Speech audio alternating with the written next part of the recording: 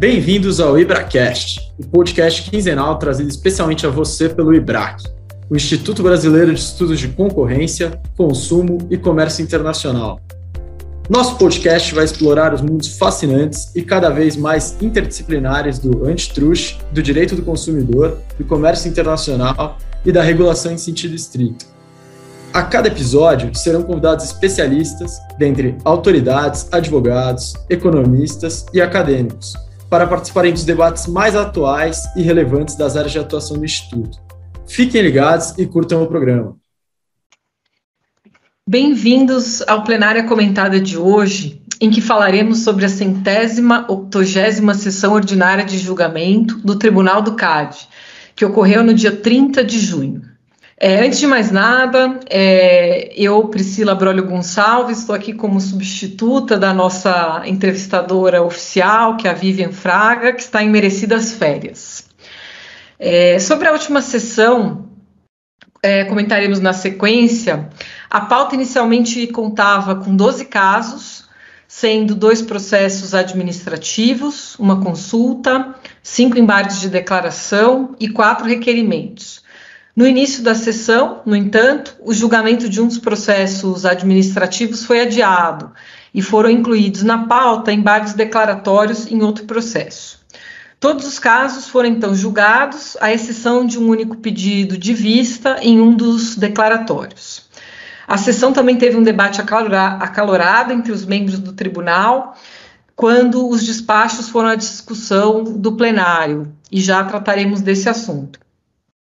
A primeira hora e meia da sessão foi tomada pelas cerimônias de despedida do conselheiro Maurício Oscar Bandeira Maia, que está deixando a autoridade no próximo dia 11 e que presidiu interinamente o tribunal na sessão com a recente saída do presidente Alexandre Barreto. Nas cerimônias foram registradas homenagens do presidente do IBRAC, Lauro Celidônio, que destacou a atenção do conselheiro aos advogados e também representantes da OAB, ex-presidentes e ex-conselheiros do CAD, além de homenagens de diversos e atuais membros do CAD. Na sequência, o Tribunal do CAD destacou a publicação de nova edição da Revista de Defesa da Concorrência, do CAD MECON, uma compilação e sistematização das normas brasileiras de defesa da concorrência, e da versão em inglês do Guia de Remédios do CAD, bem como de memorandos de entendimentos com a Autoridade Concorrencial Indiana e com a ANTAC. Esses documentos podem ser encontrados no site oficial da autoridade. Bem, sem maiores delongas, eu vou passando a palavra aos nossos comentadores da plenária, Dr. Bruno Drago e Dr. Guilherme Ribas. Olá, Bruno. Olá, Guilherme. Olá, Priscila. Bom ter você aqui conosco. Olá, Ribas. De volta aqui para mais uma plenária comentada. Olá, Bruno. Olá, Priscila. Eu vou começar aqui hoje os nossos comentários com o retorno do julgamento do caso de investigação de cartel no mercado de tubos. A conselheira Lenisa havia pedido vista do caso, o conselheiro Luiz Hoffmann foi o relator do caso, já tinha apresentado o voto dele, e hoje a conselheira Lenisa Prado trouxe o seu voto vista e trouxe alguns pontos aqui super interessantes para a discussão, que eu vou querer registrar aqui, porque depois foi comentado, a maioria deles foi comentado, quase todos os pontos foram comentados pelos demais conselheiros que votaram na sequência. Basicamente, ela trouxe 3 pontos ali, ela concordou com a análise de mérito na quase totalidade. Ela trouxe 3 pontos de divergência. O primeiro era com relação ao cálculo da multa. Ela criou uma metodologia para calcular a vantagem auferida nesse caso, em que, por não ter encontrado elementos robustos o suficiente para identificar qual seria a vantagem auferida, ela usou o faturamento no ano anterior da instauração do processo e calculou a multa com base no tempo da prática sob investigação. E ainda excluiu os impostos para chegar ali no montante de vantagem oferida. O segundo ponto que ela apresentou de divergência com relação ao voto do relator foi de não conferir os benefícios da leniência para os signatários do acordo, neste momento processual, tendo em vista haver um processo desmembrado em andamento, e que, portanto, os signatários da leniência e também os signatários dos termos de compromisso de cessação de prática, os TCCs que existem no caso, deveriam continuar com a obrigação de cooperar. Então, ela sugere que, neste momento, não sejam aplicados os benefícios e que se aguarde o término desse processo paralelo, que trata da mesma conduta, só que com partes diferentes.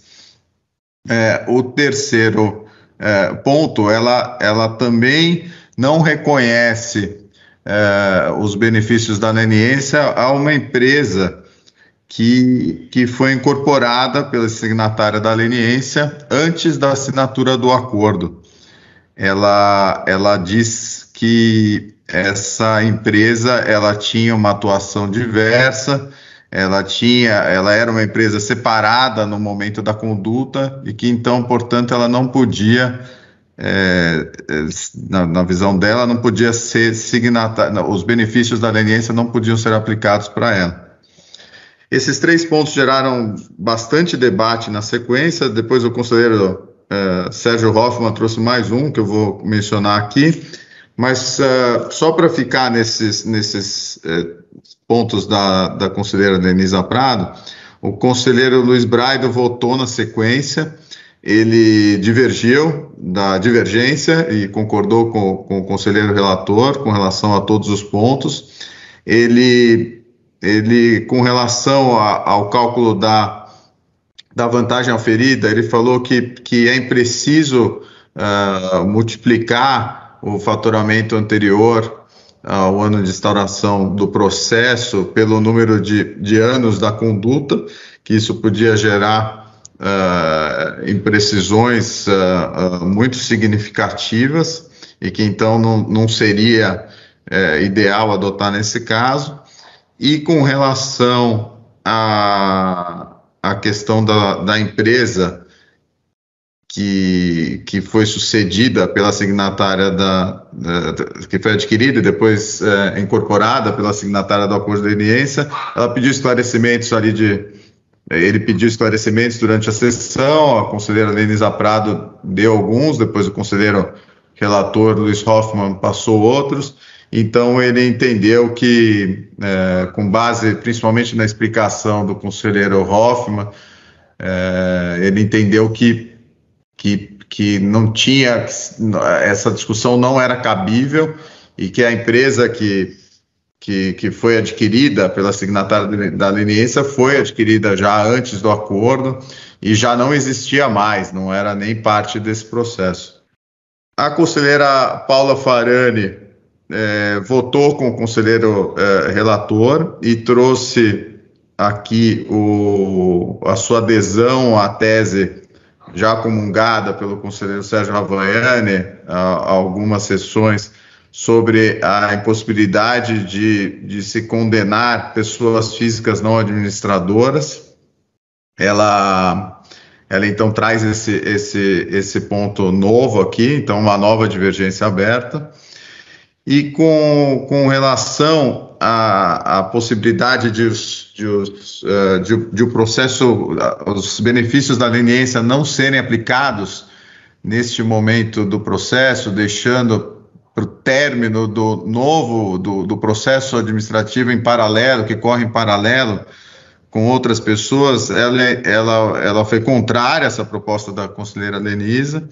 E ela ressalta bem, e já fez isso em outras ocasiões, que trata-se de uma obrigação endoprocessual de cooperação que se esgota no próprio processo, sob pena de termos processos que se arrastem ao longo do tempo sem término, em prejuízo do signatário da leniência. Na sequência, o conselheiro Sérgio Ravagnani também aderiu ao voto do conselheiro relator, na maior parte. Ele agradeceu os esforços da conselheira Lenisa de tentar calcular a vantagem oferida e fala que é dever da autoridade fazer isso em todos os casos. Ele ficou em dúvida com relação à proposta de descontar os tributos da vantagem oferida, mencionou que isso existe em outras jurisdições, mas que ele vai pensar a respeito do assunto e vai trazer as suas ponderações mais adiante. Com relação à cooperação dos signatários da leniência e a extensão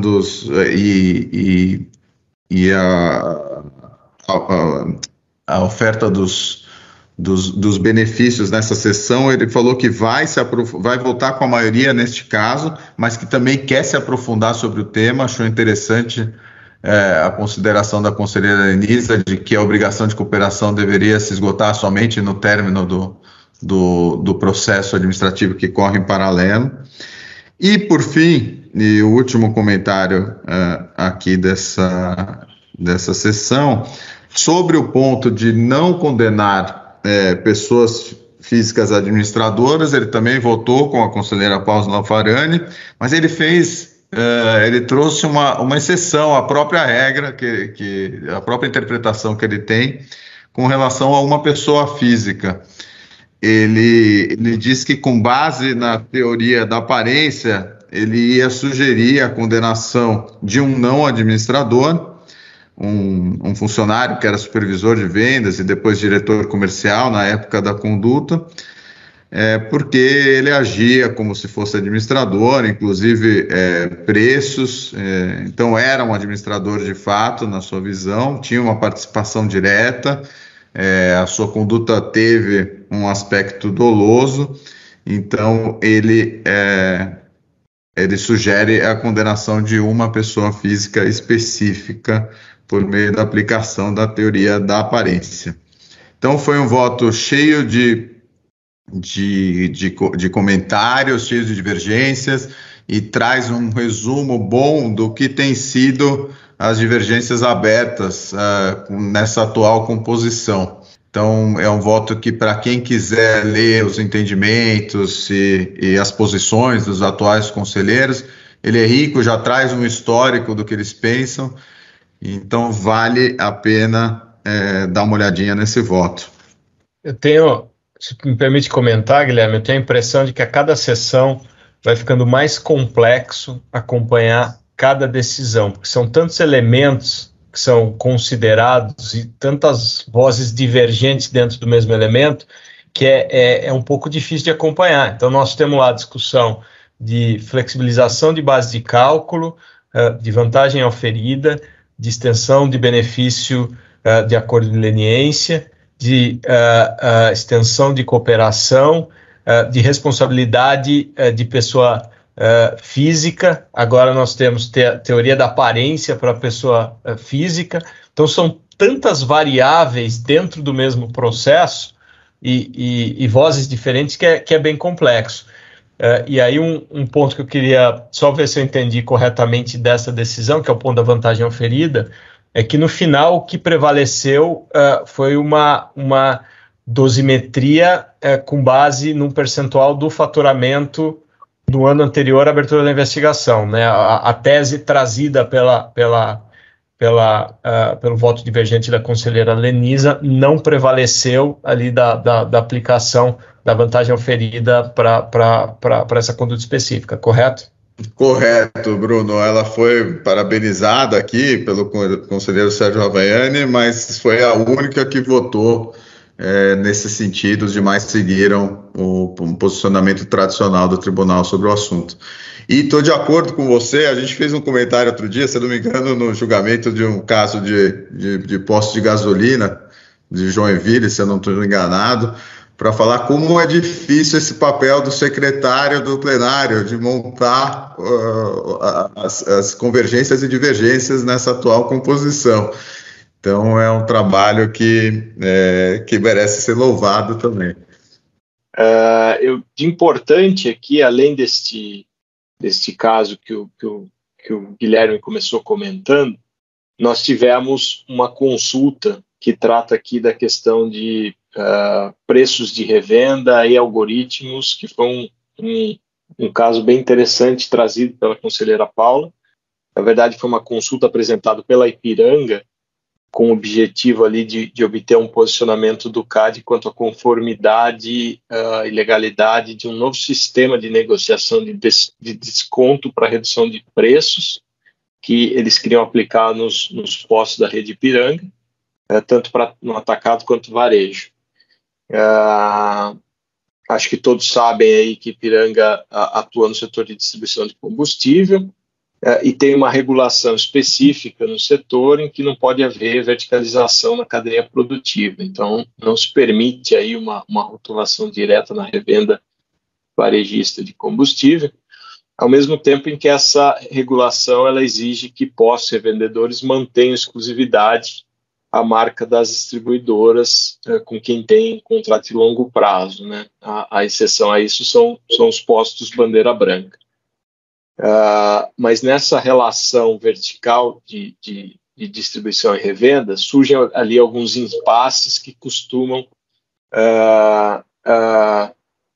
impactar na negociação de contratos. Então, você tem um núcleo central dessa discussão, que é a questão da precificação, que isso eventualmente seria uma falha de mercado. Você tem ali, de um lado, um preço de atacado, né, que é aquele preço que o distribuidor faz para o revendedor, o sell-in, e do outro lado você tem um preço na bomba que é o sell-out. E a consulta, ela diz respeito aqui àquelas situações em que o revendedor busca expressamente o distribuidor por um desconto no preço do atacado, que é quando você tem essa relação de barganha no sell-out. Tá? Então, o que ela busca, a Ipiranga busca nessa consulta, é verificar aí se uma nova política que ela está pretendendo implementar seria legítima, porque traria ali maior racionalidade da revenda na formação de preço, melhoraria um custo de transação entre distribuidor e revendedor e geraria um impacto positivo aí nessa externalidade vertical. Então não seria uma fixação disfarçada, e também não seria uma discriminação de preço, pois ela seria, de certa forma, individualizada. A conselheira Paula ela definiu o mercado de distribuição e revenda de combustíveis líquidos, olhando tanto o âmbito nacional quanto regional. Em seguida, ela traz algumas considerações sobre a jurisprudência do CAD. Então, ela destaca ali que a prática de manutenção de preços de revenda não se confunde com tabelamento de preço. O tabelamento de preço, você tem uma ótica horizontal, um contexto horizontal, e aí você tem várias investigações do CAD nesse sentido, e aí ela faz um apanhado da jurisprudência do CAD. Então ela vai lá atrás, com o caso Kibon, de 97, que foi um caso paradigmático, em que você tinha ali uma sugestão de preço máximo, e ali o caráter sugestivo ou impositivo era uma distinção importante na determinação da licitude ou não daquela conduta. E depois ela cita ali os casos SKF, Shell e Continental, e traz outros elementos ali que seriam considerados importantes. Então ela fala também da unilateralidade da imposição da sugestão como um fator relevante para afastar essas preocupações de colusão no mercado downstream. E, por fim, ela fala da distinção ali entre preço mínimo, fixo e máximo, que também trazem graus diferentes de preocupação. Então, os mínimos e fixos são mais problemáticos que os máximos. A relatora também menciona ali que a manutenção de preço de revenda, para que ela ocorra, ela deve ocorrer sem interferência do nível downstream. e que a existência de mecanismo de monitoramento e medida de retaliação é um outro fator ali que, de certa forma, acentua efeitos anticompetitivos da prática.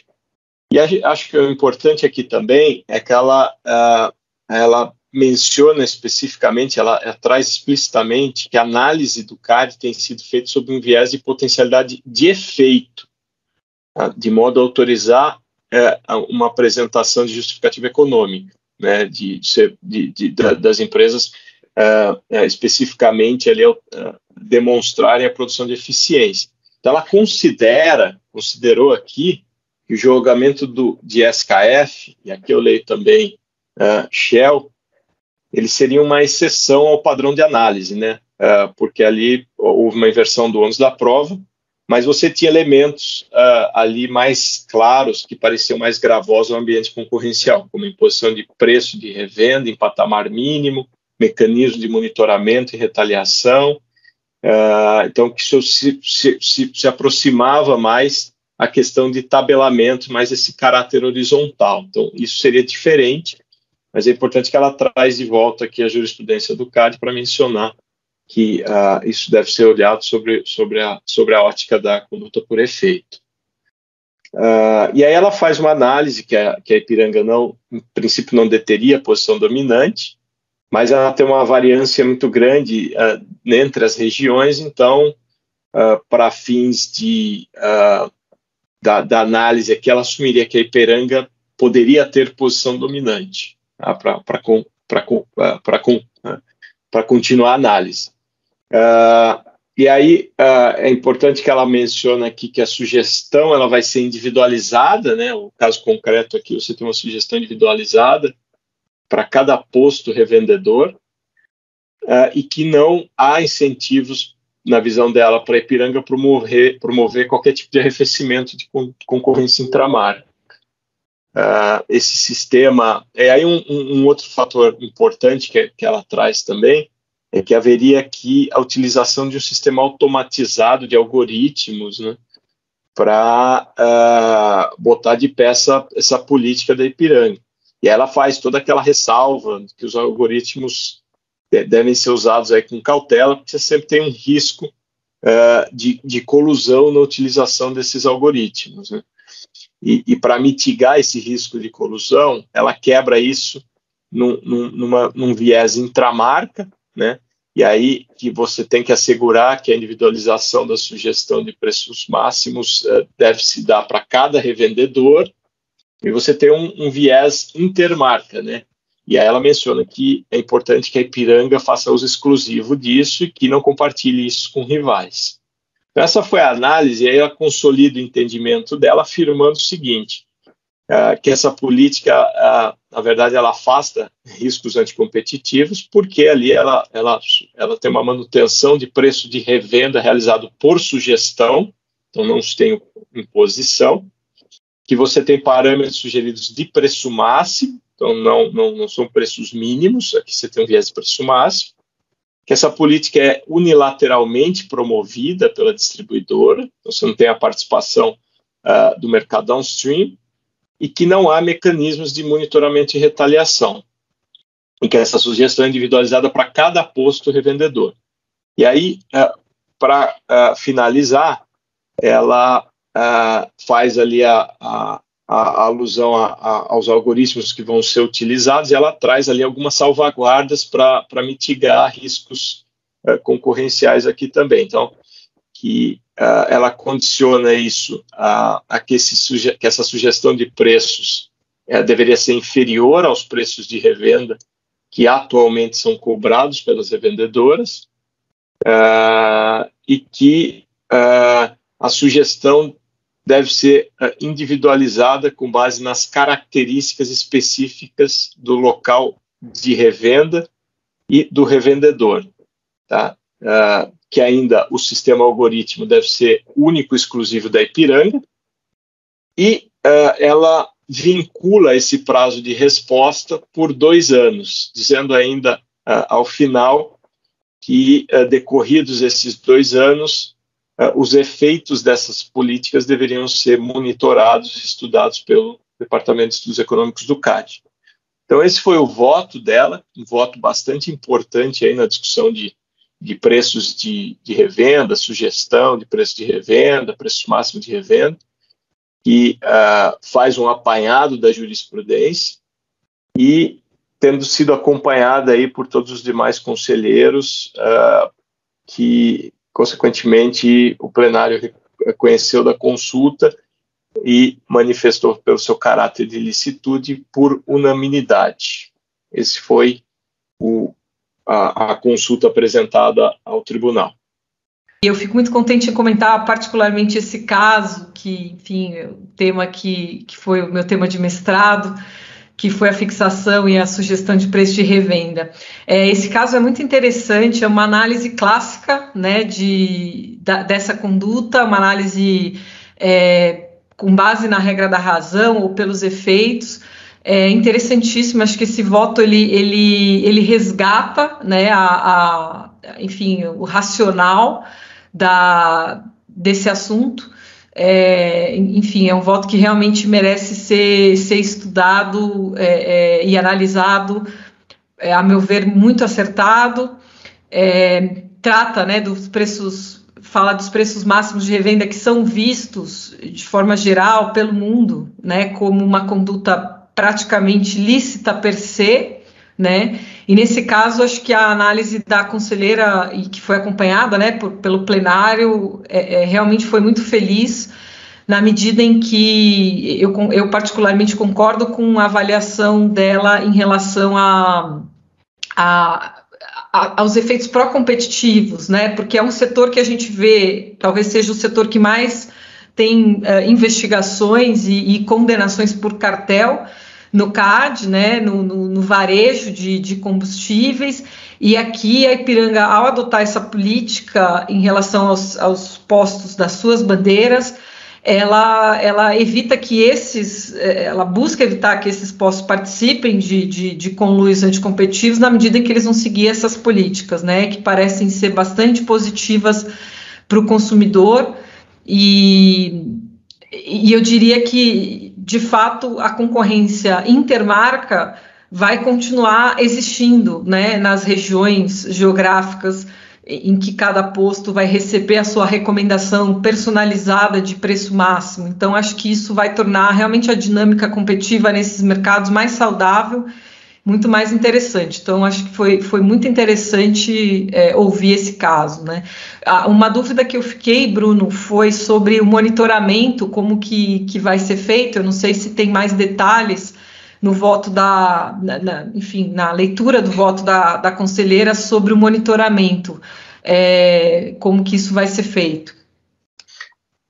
Priscila, eu concordo, foi uma análise uma consulta que traz bastante elementos ali, esse elemento da concorrência intermarca e em mercados em que há da concorrência intramarca, em que mercados da concorrência intermarca são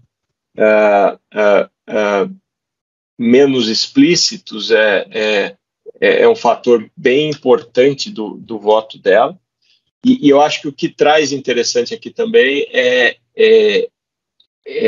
a análise de algoritmos, né? Não sei se é o primeiro, mas certamente é um dos primeiros casos em que o CAD traz a discussão de algoritmo para um sistema de remuneração de política de desconto e ali as salvaguardas que têm que ser consideradas para que isso não gere efeitos distorcivos aí à livre concorrência. Sobre essa questão de monitoramento, eu acho que a gente precisa ver o voto impresso, obviamente, quando sair, mas o que eu entendi aqui é que não há um dever ou uma obrigação de fornecimento de dados para que o DEE monitore essa política, mas isso ocorrerá ao final dos 2 anos da conduta da Ipiranga. Isso é o que eu entendi aqui do voto, mas fica aí sujeito a uma revisão do voto impresso ainda. Legal, e talvez acho que acho que uma grande, enfim, 2 principais diferenças em relação ao SKF, que é um caso tão controvertido, é justamente a questão dos preços serem máximos e da unilateralidade que você repisou bem, né, Bruno? Então, acho que talvez a gente ainda tenha que tomar um cuidado aí com outras políticas de fixação de preço de revenda, principalmente em se tratando de preços mínimos, né? E também se tratando de demandas provenientes enfim, dos distribuidores, né? Então, acho que... Mas é muito interessante, realmente. Tem um outro caso aqui na sequência que eu queria comentar, rapidamente, são os embargos de declaração daquele caso do ato de concentração da Videolare Nova. Só um breve comentário aqui para dizer que o conselheiro Sérgio Ravagnani conheceu dos embargos de declaração apresentados pela Videolare e também pela Petrobras, e ele não conheceu conheceu dos embargos, mas rejeitou no mérito. E de ofício ele estendeu o prazo de desinvestimento ou de extrato para venda desinvestimento para venda das plantas, né, ou do distrato do acordo entre as partes por um prazo indeterminado. E esse caso ainda segue com indefinição, porque a conselheira Denisa Prado pediu vistas do processo, então devemos ter mais uma sessão que vai tratar desse assunto que já se arrasta por tanto tempo no Conselho. Essa foi a sessão dos embargos de declaração e dos TCCs, né, Guilherme? Na sequência aqui nós tivemos um outro embargo de declaração que foi apresentado na decisão de rolamentos, do cartel de rolamentos, e a tese que foi ventilada ali de contradição seria a aplicação de um percentual de multa para uma empresa que foi condenada superior àquele que foi aplicado para uma empresa que firmou TCC, que haveria então uma contradição. E o ponto do conselheiro Maurício Bandeira Maia aqui foi que a alíquota do TCC ela reflete uma mera expectativa e não vincularia o tribunal. Portanto, ele conheceu dos embargos, mas no mérito não deu provimento no que foi acompanhado pelo tribunal. Teve um outro, vou comentar mais um embargo de declaração aqui também, Bruno. Na verdade, foram 7 embargos de declaração no processo administrativo que trata da investigação de cartel no mercado de merenda escolar na cidade de São Paulo. Eles foram todos reconhecidos e rejeitados, porém, o conselheiro Luiz Braido, de ofício, concedeu para 3 empresas a possibilidade de parcelamento da multa aplicada pelo CAD em 10 anos, com 10 parcelas anuais corrigidas pela Selic. E além disso, com relação a essas empresas também, ele tira do dispositivo da condenação a recomendação de não parcelar, que as autoridades não façam financiamento público ou não concedam parcelamento de tributos. O que eu achei interessante dessa decisão é que o conselheiro Luiz Braido fez isso de ofício. Ele analisou, então, a queda de lucratividade dessas empresas, olhou material e dados financeiros das empresas nos últimos 5 anos e entendeu que elas precisavam de capacidade e tempo para pagar a multa. Foi algo inédito, eu não tinha visto isso até hoje no Conselho, inclusive eu já vi muitos de nós fazendo esse tipo de argumentação antes mesmo de ter uma decisão final do CAD sobre investigações, e isso já foi rejeitado muitas vezes e agora aparece aqui em sede de embargos de ofício, e o plenário, por unanimidade, aprovou esse entendimento. Então, é algo para a gente ficar atento, né, em próximos casos, como que isso vai ser visto pelo CAD no futuro. Interessante, Guilherme. E na sequência, nós tivemos ali uma série de requerimentos que se tratavam ali de propostas de TCC relacionadas a uma investigação de prática de cartel no mercado nacional de compras de resíduos animais, graxarias e transporte de cargas relacionadas. O conselheiro Bandeira Maia foi o relator desse primeiro TCC, e ali claramente ele traz a sua visão de que os requisitos legais para a celebração do TCC, na linha do que foi sugerido pela SG, estariam sendo atendidos, e a análise de conveniência e oportunidade, segundo o que foi apresentado pela SG, trouxe dois aspectos principais, né, na linha do que sempre faz: a utilidade da colaboração dos requerentes na investigação e a suficiência do valor proposto como contribuição pecuniária a ser recolhido ao Fundo de Direito Difuso. Na visão dele, os valores se justificavam, ainda que houvesse aqui pagamento em 4 parcelas anuais, e, portanto, ele recomendou, ele acolheu as recomendações da SG e trouxe a proposta de homologação a plenário. Na sequência, a conselheira Paula Azevedo abriu a divergência. Na visão dela, ela votou pela rejeição do requerimento apresentado, e os principais pontos de divergência que ela trouxe ali foram com relação à base de cálculo utilizada, né, que ali consistia nos custos totais de aquisição dos insumos que eram objeto ali da investigação de cartel.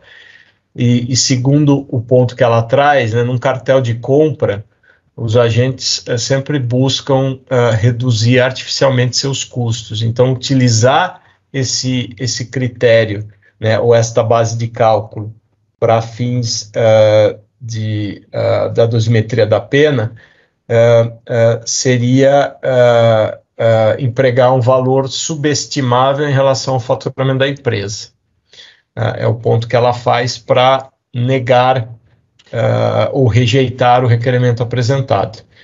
O conselheiro Sérgio Ravagnani já esposou em outras oportunidades aí um entendimento alinhado com a conselheira na questão aí da flexibilização da base de cálculo com relação ao ramo de atividade, e acompanhou na sua divergência aqui com relação à homologação desse TCC.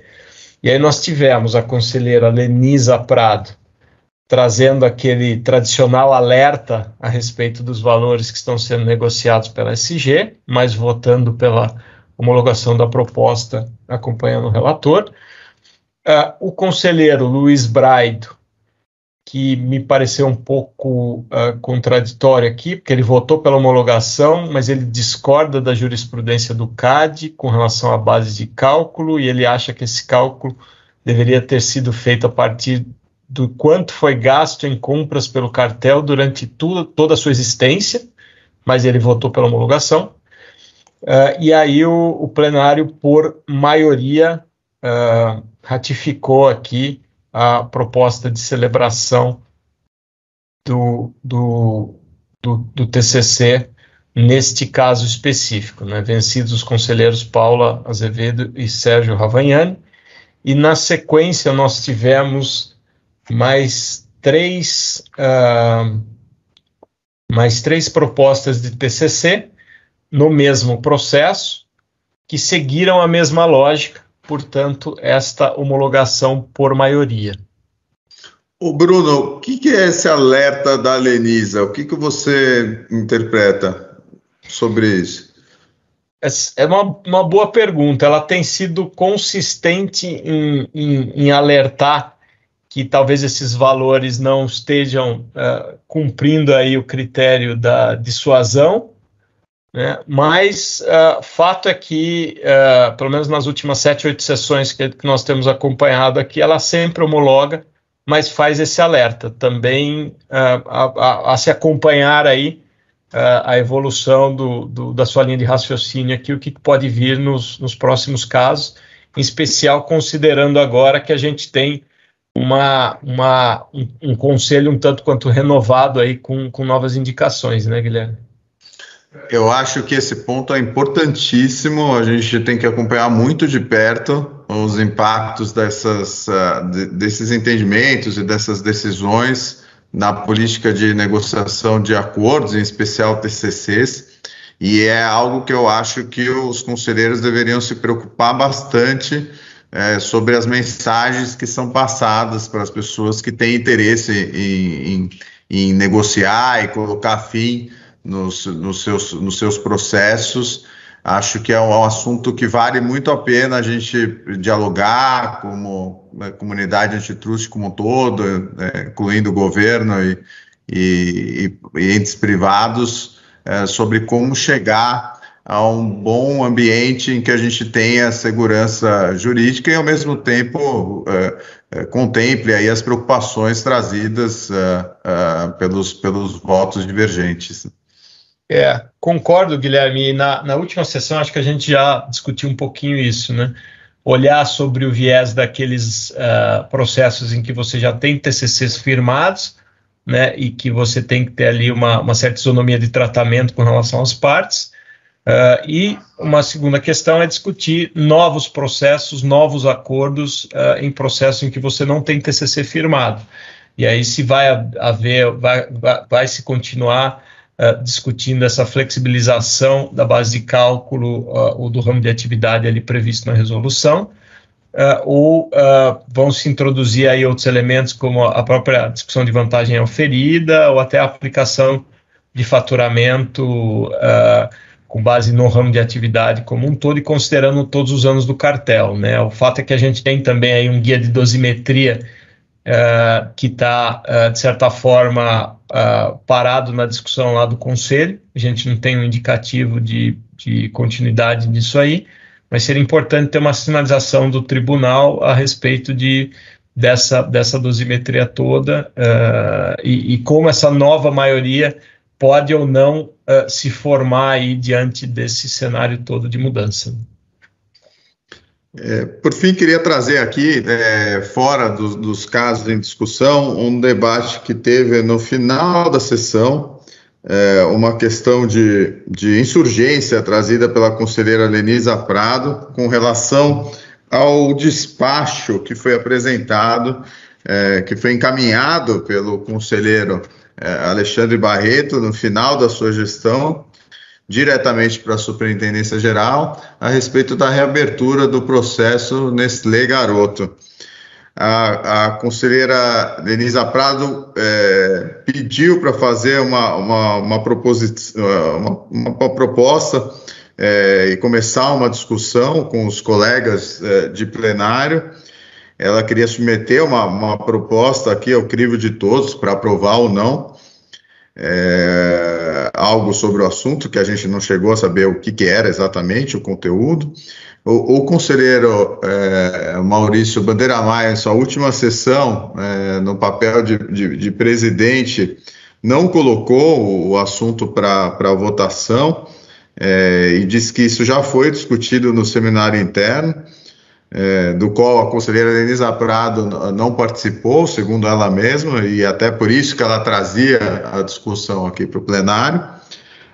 O conselheiro Sérgio Ravagnani também se manifestou, entendeu que deveria deixar o plenário decidir sobre o assunto.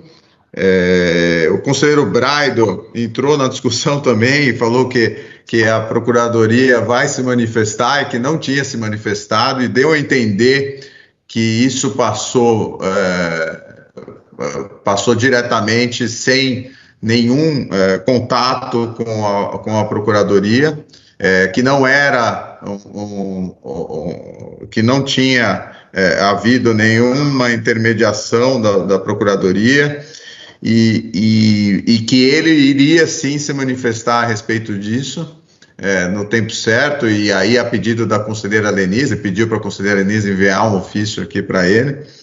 Enfim, e o conselheiro Maurício Bandeira Maia falou que não iria pautar aquela discussão e encerrou a sessão abruptamente com aqueles debates, mostrando aí uma uma falta de alinhamento interno entre os membros do tribunal e o procurador-geral sobre o ocorrido. Então ficou muita dúvida no ar, né? Não sei, Priscila, o que você achou? Bem, enfim, eu fazer um disclaimer aqui, né? Esse caso desse garoto, acho que foi o caso que teve a maior cobertura, né, da imprensa em relação a essa sessão, né? Um caso que a imprensa acompanha há muitos anos. E eu fui uma parte interessada, não sou mais hoje, mas eu representei a impugnante Lacta nos 2 julgamentos. Ainda nesse caso teve 2 julgamentos no plenário do CAD.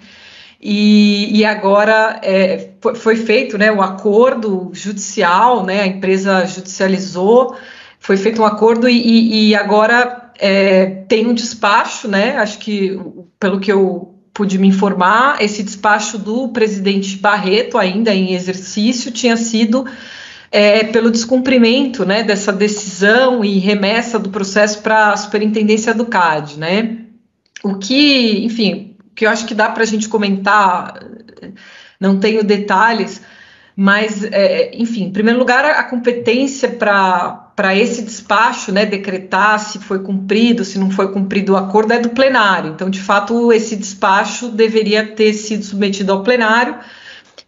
Como o presidente Barreto estava no final já do seu mandato, ele não teve oportunidade de levar o despacho ao plenário e, pelo que eu entendi, o conselheiro Maurício Bandeira Maia optou por não levar esse despacho à homologação do plenário, né? Talvez até para esperar o próximo presidente, de fato, nomeado, né, sabatinado, nomeado, avaliar o despacho, né? E foi justamente esse o questionamento da conselheira Lenisa, que me parece que ela entendia que o plenário deveria analisar o despacho, no que ela estava correta, mas o conselheiro Maurício Bandeira Maia também me parece correto na posição dele de que cabe ao presidente levar o despacho à homologação e ele, em exercício naquela sessão, não levou. Então, de fato, não cabia análise naquele momento desse despacho. É interessante avaliar os efeitos desse despacho, me parece que ele está sem efeitos, né, porque é uma decisão de competência do plenário. Então, a despeito do que a mídia já publicou, que foi decretado o descumprimento do acordo, eu entendo que isso não é efetivo, enquanto o plenário não homologar ou não homologar esse despacho. A gente nem sabe se o próximo presidente manterá esse despacho ou se ele eventualmente terá um despacho próprio. Então, acho que é uma questão bem interessante, até processual e próprio regimental, para a gente acompanhar nas próximas sessões. Ficou confuso, não dá para a gente saber se o ex-presidente Barreto já tinha encaminhado e não iria submeter para homologação do tribunal, ou se simplesmente foi uma falha processual não fazê-lo e o conselheiro Maurício Bandeira Maia não quis encarar essa discussão nesse momento, agora deixando para o próximo, como você bem apontou. Então, eu acho que está realmente todo mundo muito curioso para saber o que aconteceu e quais os próximos passos. Bem, muito obrigada, Bruno, Guilherme. Foi um prazer participar dessa sessão, apresentar essa sessão aqui com vocês. Eu tenho acompanhado aí as plenárias do CAD, foi uma sessão realmente bem interessante. Um agradecimento especial a você que nos ouve, nos acompanha. Fiquem bem, se cuidem e continuem acompanhando a nossa programação quinzenal do IBRAcast, o podcast do IBRAC. Obrigado, Priscila. Obrigado, Guilherme. Bom estar com vocês aqui. Até a próxima plenária comentada. Tchau, um abraço, pessoal. Até a próxima.